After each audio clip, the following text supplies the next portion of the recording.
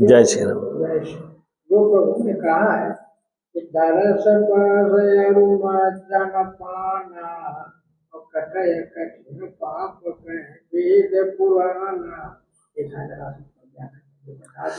हमारे जो पुराणों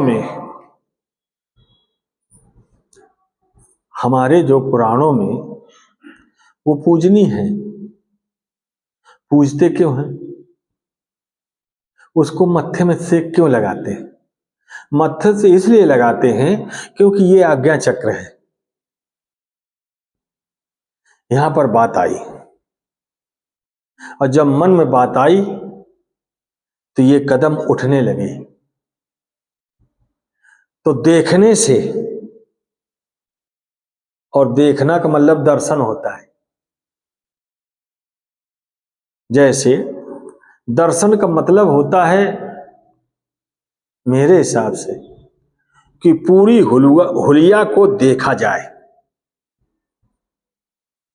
पूरा उनका चरित्र, उनका कथन, उनका बोलचाल, उनका यानी किन चीजों को मना किया है कि ये चीज ना की जाए, सारे दर्शन करके अपनी अंतःकरण से, उसका नाम दर्शन है। आप दर्शन के नाम से आप मूर्ति को देख रहे हैं और मूर्ति को ऐसे झुकाए सर और प्रणाम करके चले आए। आपको कुछ मिला नहीं, आप ना तो दर्शन करे हैं और ना ही कुछ किए, केवल मूर्ति देखने गए तो पैसा खर्चा कर डाला बहुत।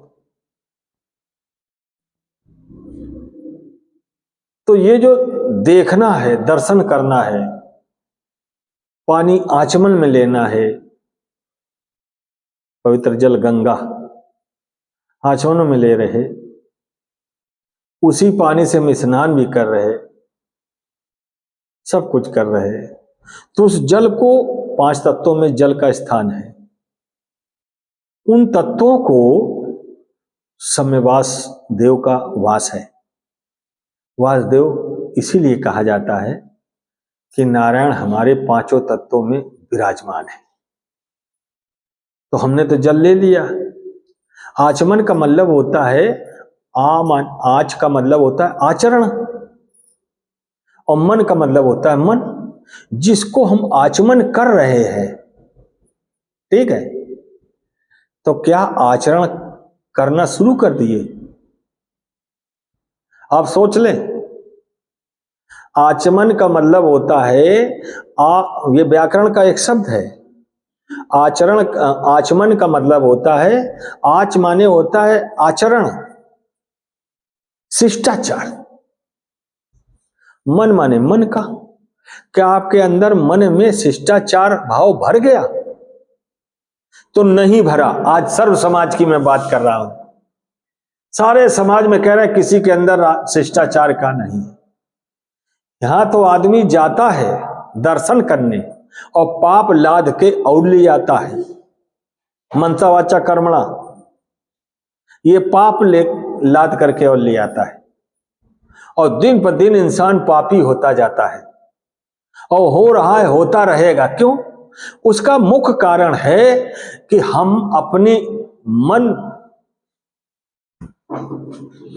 उसका मुख्य कारण है कि 3 ये बैठे हैं, 3 क्या है, जरा गौर करना।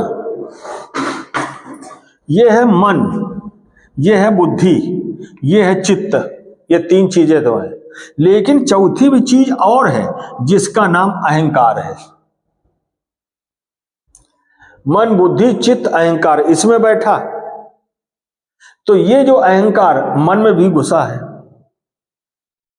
इसी शरीर में है, ये बुद्धि में घुसा है, कहता है हम तुमसे कम थोड़ी है, अहम भाव में बोलता है। उसी हिसाब से चित्त में भी बैठा है, हम किसी से डरते थोड़ी है, अहम बोल रहा है।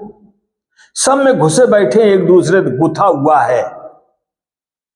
ये अपने अंदर, इस मन में ईश्वर का वास होना चाहिए, और जब ईश्वर को वास हो जाएगा, समदृष्टि होगी, सबको एक समान समझोगे, परमात्मा के बनाए हुए शरीर जो भी है वो परमात्मा स्वरूप है, लेकिन मेरा ये कहना घट घट में जब देखोगे, कण कण में देखोगे इस मन से, मन की आंखों से, तो बुद्धि जो है, बुद्धि की जो आंख है वो समदृष्टि हो जाएगी। और जब समदृष्टि हो जाएगी तो आपके चित्त में ये चीज बैठ जाएगी, और जब बैठ जाएगी तो इसका नाश हो जाएगा, अहम का नाश, इसका नाश हो जाएगा। और ये नाश नहीं हो पा रहा है।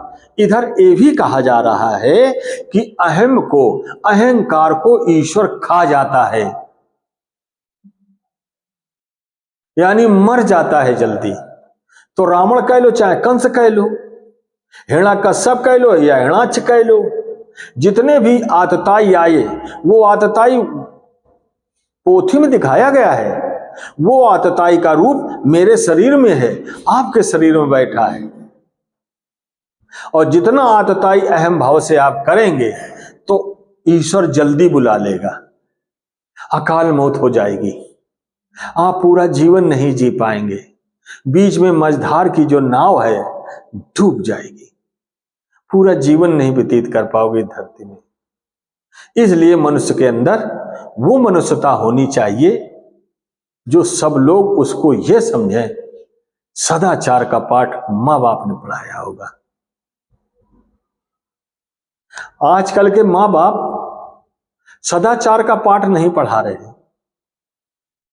कहते हैं स्कूल में जाके पढ़ो, और स्कूल में टीचर कुछ तो जानते हैं, 90% ईश्वर टीचर नहीं जानते कि सदाचार का पाठ क्या होता है।